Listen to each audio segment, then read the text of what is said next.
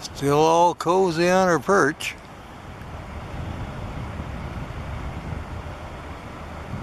Sitting here taking it easy. Still got that nice cool breeze between the two buildings, the warehouse and the building she's on. And the wind sails through here pretty good. Makes it feel a lot cooler. It'll come in a little closer. There she is.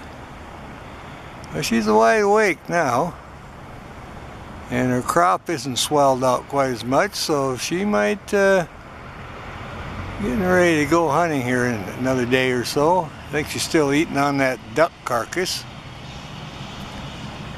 Alright. She made a big kill. That lasted for 3-4 days.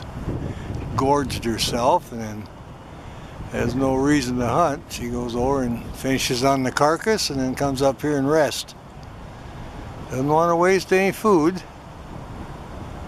Oh yeah. He looks pretty content. One eye going shut again, both eyes. There you go. I'll come in for a close-up. You can see her eyelids now.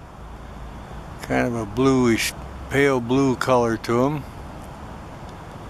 Peregrine Falcon with mascara looks like. Now she's opening one eye and you can see. Alright.